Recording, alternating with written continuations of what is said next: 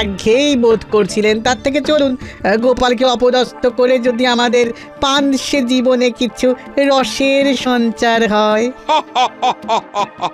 যা বলেছো উজির, বেশ বেশ, তাহলে আমরা কালই রওনা দেবো। হ্যাঁ জাহাপানা।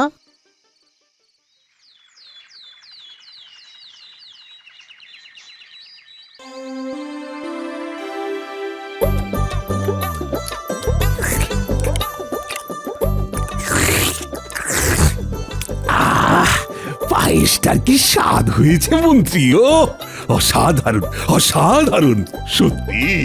আমাদের যে বাঙালিদের 12 মাসে 13 পার্বণ, আর সেই পার্বণ উদযাপন করার মধ্যে যে কি আনন্দ! আহা! কি বলো তোমরা সবাই? তা যা বলেছেন মহারাজ, এর জন্য কিন্তু মন্ত্রীমশাইকে আমাদের বাহবা দিতেই হবে। নবান্নের পার্বণে নেমন্তন্ন করে বড় সুন্দর আয়োজন করেছেন কিন্তু। সে কি গোপাল, আজ সূর্য কোন দিকে উঠেছে যে তুমি আমার সুনাম করছো? কেন মন্ত্রীমশাই, পেছনে লাগার কাজ তো আমার নয়। আর যেখানে বৌঠানা তো সুস্বাদু পদ রেঁধেছেন, সেখানে আমি কি পাগল যে সুনাম করব না? দেখেছেন তো মহারাজ, দেখেছেন গোপাল এখানে এসেও আমাকে ঠেস মেরে কথা বলছে। আহা! আজকে একটা শুভ দিন, বৎসরকার নবান্নের দিনে নতুন ধান এনে কত আনন্দ করে নবান্ন উৎসব হয়। তাও আবার মন্ত্রী আমাদের নেমন্তন্ন করে খাওয়াচ্ছে, তাও তোমরা ঝগড়া করছো। আমিও তো সেটাই বললাম মহারাজ। মন্ত্রীমশাই তো আমার কাছা টেনে ধরবার জন্য সবসময় উদ্গ্রীব হয়েই থাকেন। আহা, আপনারা এইসব ছাড়ুন তো। গোপাল, তোমাকে আর কিছু দেবো? একটু পায়েস দে। পায়েস? আগে হ্যাঁ বৌঠান, এক বাটি পায়েস আর বেশি করে খান 50 নারকেল নাড়ু দিয়ে জানতো। নাড়ুটার বড় স্বাদ হয়েছে কিন্তু। এই যে গোপাল, দিচ্ছি। হ্যাঁ দিচ্ছি।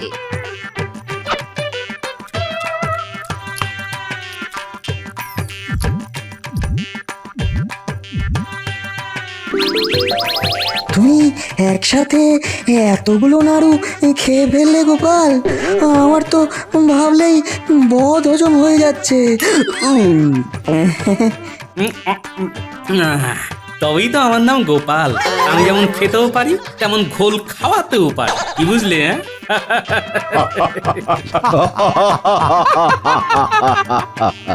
বেটা পেট মোটাটা সব কটা নাড়ু খেয়ে ফেললো, আমার জন্য যে আর একটা নাড়ুও বেঁচে নেই। একে তো নেমন্তন্ন করাও মুশকিল। নেমন্তন্ন করলে এ একাই গোটা গ্রামের খাবার সাবার করে দেবে। আমার আর ভালো লাগে না। দেখলেন মহারাজ, দেখলেন? এই জন্যেই গোপালকে নেমন্তন্ন করতে বড্ড ভয় পায়। কিরকম সব নাড়ু সাবার করে দিল, একবার দেখলেন? এটা কিন্তু মন্ত্রীমশাই আপনি ভুল বলেননি। অতগুলো পায়েস, পিঠে, পাটিসাপটা খাবার পর তার উপরে আবার খান 50 নাড়ু। হ্যাঁ, আমরা তো ভাবতেই পারি না। তাই তো গোপাল, আর নেইকো শুধু গোপাল, আজ থেকে হয়ে গেছে সে নাড়ু গোপাল। একদম ঠিক বলেছো সভাকবি। নাড়ু গোপাল আবার কে হে? অন্য কেউ আবার কেন হতে যাবে? ওটা তো তুমি। মানে কেন অমন করে গোগ্রাসে নাড়ু খেলে তোমাকে নাড়ু গোপাল বলবে না তো কি বলবে? তাই আজ থেকে তোমার নাম নাড়ু গোপাল। মহারাজ, এটা কিন্তু ঠিক হচ্ছে না। আমি কি সব সময় মন্ত্রী মশাইয়ের হাত সাফাইয়ের স্বভাব নিয়ে কথা বলি যে উনি সব সময় আমার খাওয়া নিয়ে খোঁটা দিচ্ছেন? না হয় একটু বেশিই খেয়ে ফেলেছি মহারাজ। খবরদার গোপাল, খবরদার! আমার নামে উল্টো পাল্টা কথা বলবে না। আর ওটাকে একটু খাওয়া বলে না গোপাল। তুমি যা খেয়েছো তাতে গ্রামের 50 জনের এক বেলার খাওয়া হয়ে যায়। হ্যাঁ, না না না না, সে তোমরা যাই বলো না কেন, গোপাল একটু পেটুক হতে পারে, কিন্তু এই তল্লাটে আমাদের গোপালের মতো বুদ্ধিমান কিন্তু আর একটাও নেই। সেটা তো তোমরা মানবে নাকি? হ্যাঁ হ্যাঁ মহারাজ, হ্যাঁ, তা আপনি একদম ঠিক কথা বলেছেন। কিন্তু মহারাজ এটা ভুলে গেলেও চলবে না যে বহুদিন আমাদের রাজ্যে কোনো সমস্যা দেখা যায়নি। তাই গোপালের বুদ্ধি দেখানোরও আমাদেরকে দরকার পড়েনি। আর তাই কে বলতে পারে যে গোপালের বুদ্ধিতে মরচে ধরে গেছে কিনা? গোপাল যে হারে গলা অবধি খাবার খায়, তাতে কোনোদিন সেই খাবার মাথায় জমে যাবে। সবার আমার খাওয়া নিয়ে এত জ্বালা, উত্তর আমি আর খাবই না। কিন্তু বুদ্ধির দিক থেকে আমাদের গোপালের সমতুল্য কিন্তু আর কেউ নেই। ও তাই নাকি? আচ্ছা, এই তল্লাটে গোপালের চেয়ে বেশি বুদ্ধিমান আর কেউ নেই বলছো? কি নবাব বাহাদুর আপনি এই সময় আসুন আসুন আসুন নবাব আসুন। হ্যাঁ, এই নবান্নের সময় দেখতে এলাম সব চাষবাস কেমন হয়েছে, আর ভাবলাম কৃষ্ণনগরে এসে একটু হাওয়া বদল করে যাব। আপনি আসা মানে যে শুধুমাত্র হাওয়া বদল করতে আসা নয়, তা কি আর জানতে বাকি আছে? বাবা, হ্যাঁ নবাব বাহাদুর, নিশ্চয়ই আপনার যতদিন খুশি আপনি ততদিন থাকুন। কৃষ্ণনগরের দরজা আপনার জন্য সর্বদা খোলা। হ্যাঁ নবাব বাহাদুর, দেখতেই তো পাচ্ছেন এখানে সবাই গোপালের প্রশংসায় কেমন পঞ্চমুখ। ওর থেকে বুদ্ধিমান নাকি এই তল্লাটে আর কেউ নেই। হ্যাঁ, তা তোমরা সবাই কি তাই মনে করো নাকি যে গোপাল ছাড়া তোমাদের কৃষ্ণনগর অচল? হ্যাঁ হ্যাঁ নিশ্চয়ই। সেটা আবার কখনো হয় নাকি?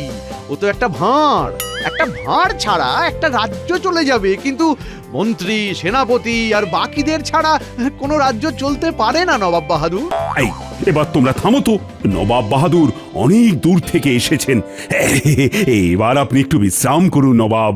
ঠিক আছে, দেখাই যাবে কাকে ছাড়া কি চলে আর কি চলে না। এমন প্যাঁচ কষবো না এবার। হ্যাঁ, তাই হোক, অনেকটা পথ এসেছি। দূর দূর, আর ভালো লাগে না। সবাই সব সময় আমার খাওয়া নিয়ে কেমন খোঁটা দেয়। এদিকে তো গিন্নি দিনরাত খাওয়া নিয়ে খোঁটা দিচ্ছে, তার উপরে আবার ওই বেটা মন্ত্রী। আরে খাওয়াতেই যখন পারবি না, তখন নেমন্তন্ন করেছিল কেন? যত সব।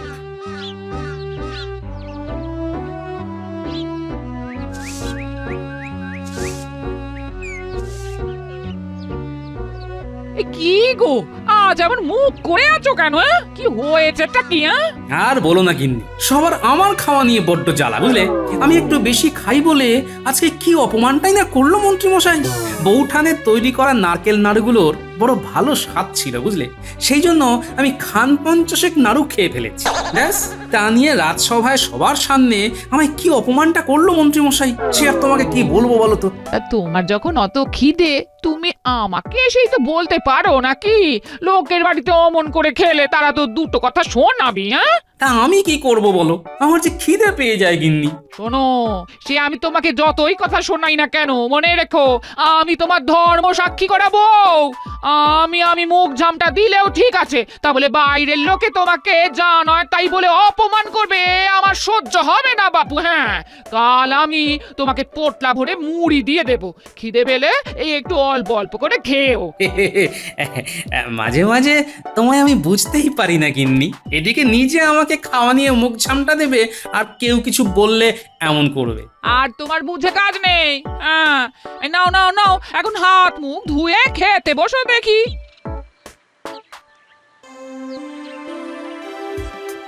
বুঝলে কৃষ্ণচন্দ্র, আমি কৃষ্ণনগরের পাশে যে জঙ্গল আছে সেখানে একটু ঘুরতে যেতে চাই। সঙ্গে তুমি, মন্ত্রী আর গোপাল যাবে, আমায় ঘুরিয়ে নিয়ে আসবে।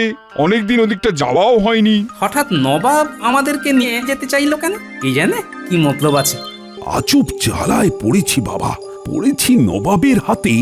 ঘুরতে নিয়ে যেতে হবে সাথে। একবার শুধু চলো, তারপরই তোমাদের সব ধনুর পনুর বেরিয়ে যাবে।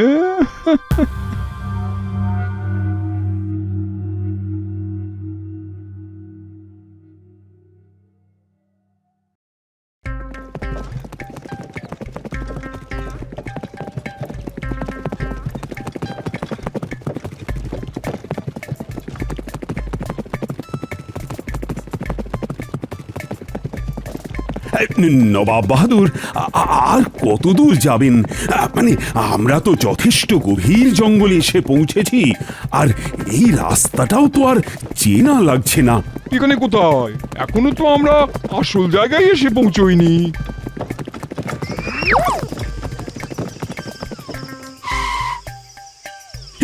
কি তোমরা কারা? এরকম করে আমাদেরকে আটক করলে? কেউ একটা কথাও বলবেন না, সবাই চুপ করে থাকুন, নইলে এক্ষুনি প্রাণ পাখি চলে যাবে। তারপর ওই নদীতে ভাসিয়ে দেব। আর আপনাদের প্রহরীদের বলছি, এক্ষুনি পালিয়ে যাও, নইলে তোমরাও বাঁচবে না।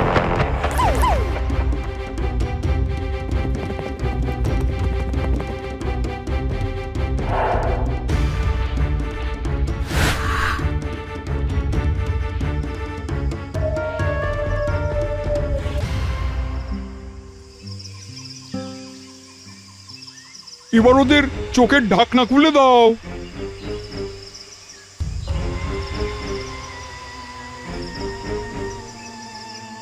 কি হচ্ছে নবাব বাহাদুর আমাদের সাথে? আমরা তো কিছুই বুঝতে পারছি না। এত সহজে সব বুঝে গেলে তো হয়েই যেত কৃষ্ণচন্দ্র। খুব গোপালের বুদ্ধি বুদ্ধি করে কদিন ধরে লাফাচ্ছিলে না। নাও এবার গোপালকে বলো ওর বুদ্ধির চড়ে ওই বিপদ থেকে উদ্ধার করুক। আমার খুব ভয় করছে মহারাজ। আমার বাড়িতে বউ একা আছে, আমি এরকম ঘন জঙ্গলের মধ্যে আটকা পড়েছি। ও যদি জানতে পারে, ওদিকে ও তো কেঁদে ভাসিয়ে দেবে মহারাজ, কেঁদে ভাসিয়ে দেবে। এই, তুমি থামো তো মন্ত্রী। এদিকে দেখতে পাচ্ছ তিনজনে একসাথে বিপদে পড়েছি, আর তুমি শুধু স্বার্থপরের মতো নিজের কথাই ভাববে। মহারাজ আমাকে বাঁচান, আমাকে বাঁচান। এই, তুমি এবার থামবে কিনা? আমাকে মাথা ঘামিয়ে কিছু সিদ্ধান্ত নেওয়ার সময়টুকু তো দেবে। আপনি ঠিক কি চাইছেন নবাব বাহাদুর, যদি একটু খোলসা করে বলতেন? না হলে এই ঘন জঙ্গলের মাঝে মশার কামড় খেয়ে বুনো জানোয়ারের ভয়সংকুল জায়গাটা তো আর খুব একটা মনোমুগ্ধকর নয়। হ্যাঁ, এবার তাহলে আমি খোলসা করে বলি। তোমরা গোপালকে নিয়ে তো বড্ড বেশি নাচানাচি করো, তা আমিও দেখতে চাই তোমাদের গোপাল কি এমন বুদ্ধিমান যে এই রকম একটা বিপদের জায়গা থেকে উদ্ধার করে তোমাদেরকে নিরাপদভাবে কৃষ্ণনগরে নিয়ে যেতে পারে। হ্যাঁ, দেখি। আমি জানতাম, আর এই জন্যেই আমি গোপালকে নিয়ে এত নাচানাচি মোটেই পছন্দ করিনি। আমি বারবার বলেছিলাম যে গোপালকে নিয়ে এত আদিক্ষেতা করবেন না, করবেন না, করবেন না। এবার হলো তো। নবাব বাহাদুর, আপনি আমাদেরকে ভ্রমণ করতে নিয়ে আসার নাম করে এই রকম ভাবে যে একটা বিপদের মধ্যে ফেললেন, এটাকে আপনি ঠিক করছেন? আর এই পরিস্থিতিতে আমরা কি করে নিরাপদে কৃষ্ণনগর ফিরে যাব? আমরা তো কেউ রাস্তায় চিনি না। তার জন্যই তো তোমাদেরকে গোপালকে একটা সুযোগ দেওয়া, যে ওর বুদ্ধির চড়ে তোমাদেরকে নিরাপদে কৃষ্ণনগরে নিয়ে যা। তবে আমার শর্ত মেনেই তোমাদেরকে যা করার করতে হবে, নইলে কিছুক্ষণ পর তোমাদেরকে বেঁধে মুখে কাপড় বেঁধে রেখে আমরা সবাই চলে যাব। আর যদি এখান থেকে সবাইকে উদ্ধার করতে পারো, তবে 1 বছরের জন্য কৃষ্ণনগরের খাজনা আমি মুকুব করে দেবো, বুঝলে? কি শর্ত নবাব বাহাদুর? আমার তো ভেবেই হাড় হিম হয়ে যাচ্ছে। আগে এ যাত্রায় বাঁচবো কিনা তারই ঠিক নেই, আর আপনি খাজনা মুকুবের লোভ দেখাচ্ছেন। হ্যাঁ, তার জন্যই তো এত বড় একটা সুযোগ দিচ্ছি তোমাদের। এবার আসি কাজের কথায়। নিশ্চয়ই লক্ষ্য করেছো তোমরা যেখানে দাঁড়িয়ে আছো তার দুদিকে দুটো রাস্তা আছে। একটা দিকের রাস্তা কৃষ্ণনগর যাওয়ার, আরেকটা দিকের রাস্তা ঘন জঙ্গল সহ বন্যজন্তুর বাসস্থান, বুঝলে? দুটো রাস্তার সম্মুখে দুজন প্রহরীকে আমি নিযুক্ত করছি। একজন শুধুমাত্র মিথ্যে কথা বলবে, আরেকজন শুধুমাত্র সত্যি কথাই বলবে। এবার গোপাল দুজনকে একটি করে প্রশ্ন করতে পারবে, কিন্তু দুজনকে একই প্রশ্ন করতে হবে। আমি কিন্তু এটা বলে দেব না যে কে মিথ্যে কথা বলে আর কে সত্যি কথা বলে। এবার গোপাল কোন প্রশ্ন করে তোমাদেরকে নিরাপদভাবে কৃষ্ণনগরে নিয়ে যেতে পারবে সেটা দেখো। হ্যাঁ, গোপাল ভাই আমার, তুমি দয়া করে তোমার বুদ্ধি খাটিয়ে আমাদেরকে এই বিপদ থেকে রক্ষা করো। বাড়িতে আমার বউটা একা আছে গোপাল। আমি যদি মরে যাই কি হবে বলো তো?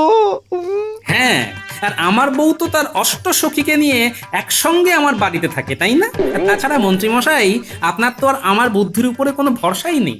সেই কাল থেকে শুনছি আমি নাকি শুধু পেটেই খাই, আর আমি এত খাই যে আমার মাথায় নাকি খাবার জমে গেছে। এবার এই ভোতা মাথা নিয়ে আমি কি করে এই বিপদ থেকে আপনাদেরকে উদ্ধার করব বলুন তো? আমি পারবো না, ব্যাস। আমায় ক্ষমা করে দাও গোপাল, আমায় ক্ষমা করে দাও।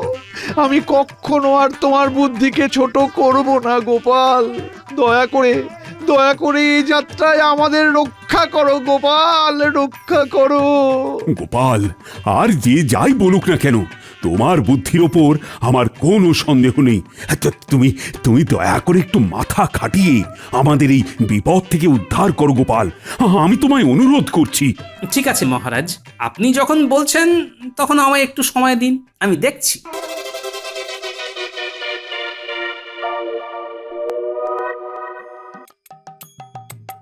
আচ্ছা আপনি বলুন তো, আপনার সামনের জনকে আমি যদি জিজ্ঞেস করি কোনটা নিরাপদ রাস্তা, তাহলে উনি কোন রাস্তাটা দেখাবেন? আমি তো সব মিথ্যে বলবো। তাহলে তাহলে উল্টো দিকটা দেখিয়ে দিই। ওই দিকে।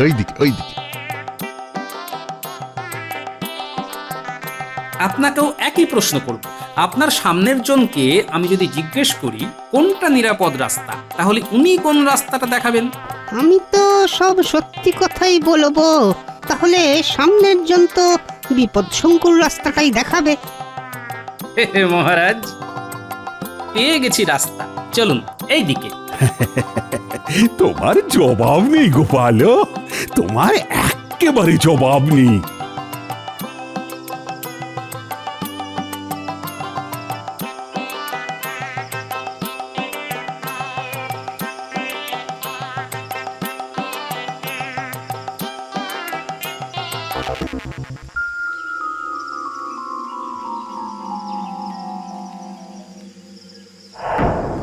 কি হে গোপাল, ঘাবড়ে গেলে বুঝি? যা সাহায্য করার তা আমি কিন্তু করেই দিয়েছি, প্রশ্ন করার সুযোগ দিয়ে। আর তো আমি কোনো সাহায্য করতে পারবো না। আপনি আমাদের সাহায্য করুন চাই না করুন, আমি কি শুধু তার ভরসায় থাকি নাকি নবাব বাহাদুর?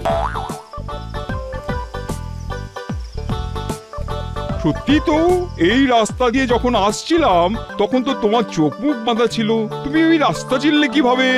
চলে আসুন পেছন পেছন। কি হলো? এটা কি হলো?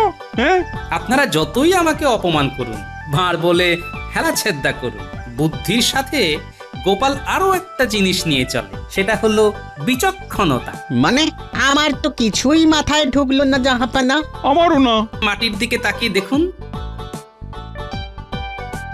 কি দেখতে পাচ্ছেন? এ কি, এই মুড়ি কোথায় পেলে? দিনের বেলা গিন্নি আমাকে আমার খিদের জন্য এক পুটলি মুড়ি বেঁধে দিয়েছিল। আমার খুব খিদে পেয়েছিল, তবুও আমি সেই খিদে সম্বরণ করে বিপদের আন্দাজ করেই মুড়ি ছড়াতে ছড়াতে এসেছিলাম। কারণ আপনি তো আর এমনি এমনি কখনো আমাদের কৃষ্ণনগরবাসীকে হাওয়া খাওয়াতে আসেন না, নিশ্চয়ই কিছু মতলবেই আসেন। কিন্তু তোমার তো চোখ বাঁধা ছিল। বুদ্ধিটা তো বাধা ছিল না উজির মশাই, সেটাকে খাটিয়েই কাজ করেছি।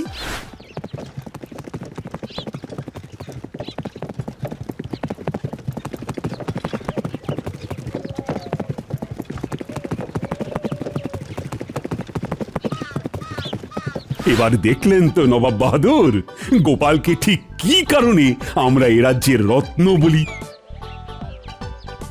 আপনার শর্ত মতো আমি সব কাজই করেছি নবাব বাহাদুর, এবার নিশ্চয়ই 1 বছরের খাজনা মকুব করে দিতে আর কোনো সমস্যা নেই। না, বলেছি যখন তখন তো মুকুব করতেই হবে।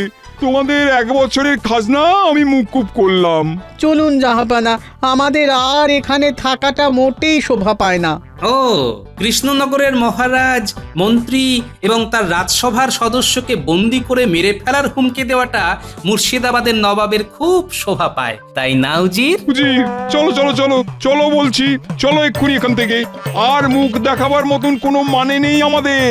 চলো চলো।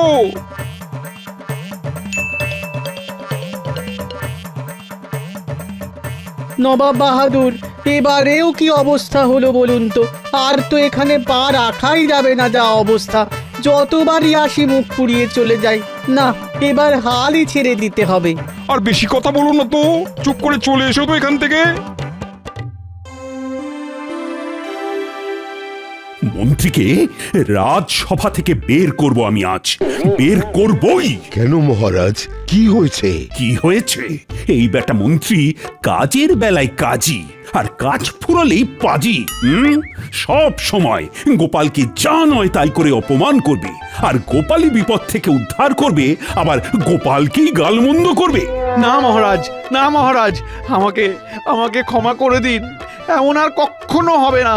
গোপাল গোপাল তো আমার ভাইয়ের মতো হয় বলুন। হ্যাঁ, তা আবার ভাই হবে না, একেবারে মায়ের পেটের ভাই। না মহারাজ, আমি তা কখনোই চাই না। আমাকে সে মন্ত্রীমশাই যতই অপমান করুন না কেন, আমার জন্য কারুর কোনো ক্ষতি আমি চাই না মহারাজ। এই